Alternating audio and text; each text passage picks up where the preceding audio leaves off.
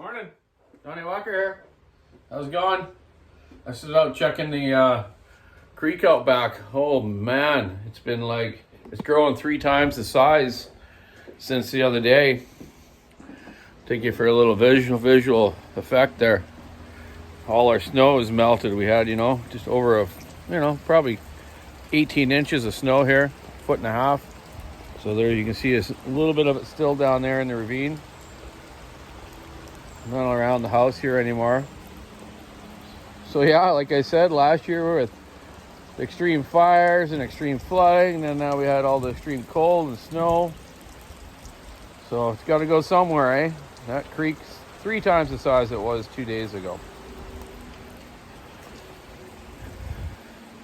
Yeah, one extreme to the other. But you know what?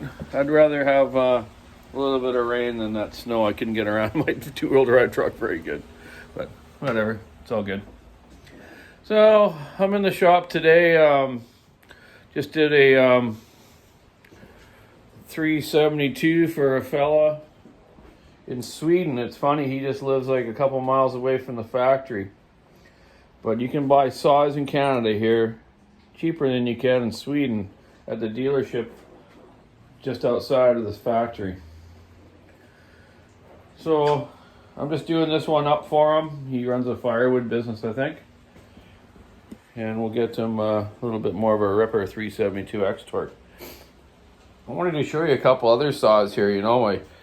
I had these outside in this container box of my truck there that my brother was giving it to his gal's son there for his truck. But there was a couple saws in there I forgot about. There's a couple shindaiwas. Shindaiwa is a great old saws. This is a 350 model. It runs 325 chain. And this is a 450 model. I kept one here. I'm going to give to my stepson here, Corey, so he can use it on Salt Spring Island or just trim a little bit of stuff when he's out camping and whatnot, or some firewood. Great old saws. We first started selling shindaiwas, I don't know, 30 years ago.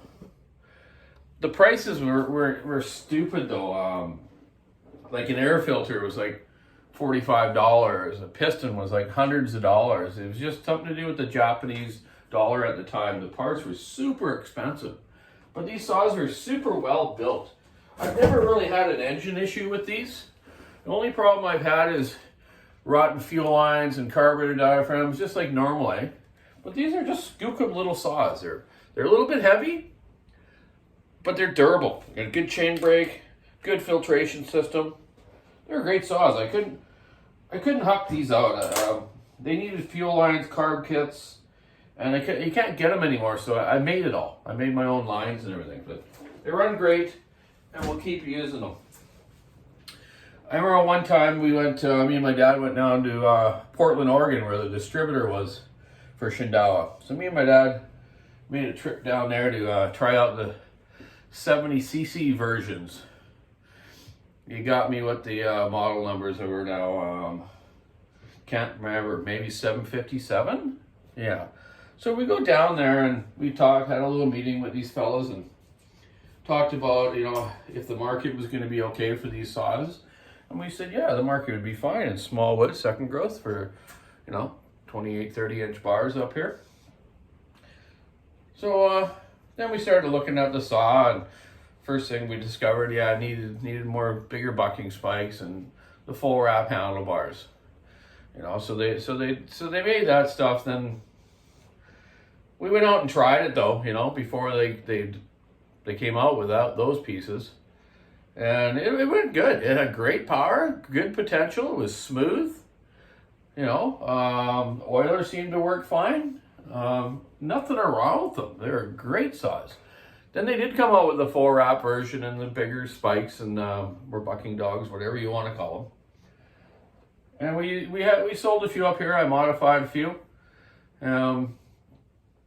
They went great. It's just too bad they didn't stick around. Maybe they made things too good, eh? Like their shindaiwa brush cutters and weed eaters. They just last forever.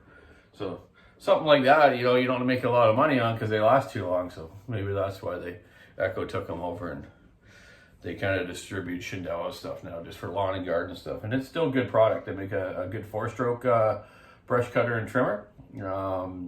Excellent motor. Never seen any problems with them really, just carburation, typical maintenance stuff.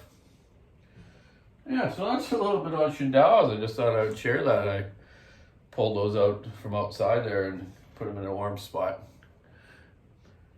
Another one? Okay, let's look at 500s. Here's a 500 that's come in, it's got a little crushed. I just want to show you what these look like before I even clean them. Look at the buildup that these saws get. You know, look at the sawdust that gathers in here, all these fines, right? It starts to clog up fins, your cooling area, you know, are all around your lines here, your switch, your purge bulb. This side where all your wiring is for the control module and to run this whole system of the fuel injection. A lot of these fines, eh? And then we get the rain, and you know what is going to happen is some have been running a little funny in the heavy rain because I think they're getting a little moisture in there, but not that bad though. I got to admit, they're still all running really good. But this is a good maintenance thing too. You look at this one, how clogged up it's getting. I got the oiler gear and stuff out of it right now. Got to put a tank on it and a few other things. Brake handle. We're out of tanks, and the reason I have this saw is because we're waiting for tanks, and one fella, he needed a saw, so we gave him our demo saw, which had roughly around the same time on it. So I got him going, and we'll just fix this one and keep it as a demo, or just keep it for use for ourselves. So you know what? Get a compressor, clean your saws off, especially you look down around that area, around the carb boot and where all your lines are, your pulse line, your fuel line, your purge line. You know, that stuff's all going to it's got to go somewhere, and, you know, start to overheat the motor a bit too. Filter systems. Yes, there's some guys now changing the air filter systems. This washer right in the middle here, that's an important piece. If you put 2 of those on, it makes it seal better. So a lot of the fines are going between this nut and here. It's sealing good here, but it's coming down through there. I believe the guy at Max Flow or some guy that's making the filters has a fix for that. So I'm going to research that a little more, but I've been putting the two washers on here. I think it helps. This one isn't that bad. Not a lot of fines in there, but guys that are bringing them in the shop just to check over, I've noticed that. Other than that, great saw. Sure, they're a bit pricey. Some guys are hard to get right now. They're you know, like everyone else, manufacturers are really slow on getting us stuff these days. Parts and pieces, you know, just the people that make them, the parts and pieces are having problems getting material and employees and getting the stuff out as well. Especially with the stuff that's going on in the world right now. We don't need to mention that. Yeah, so that's what I got on that today. I'm going to go and put this 372 X-Torque together and get over to the friend in Sweden.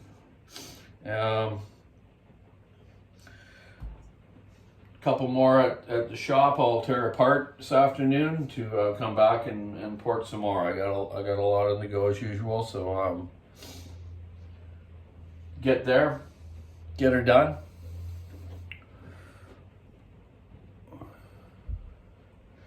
So hey, have a great rest of your week. It's Wednesday. Keep your saw in the wood, stick on the ice. Check out the WalkerSawShop.com online store. Have a great week. Stay dry.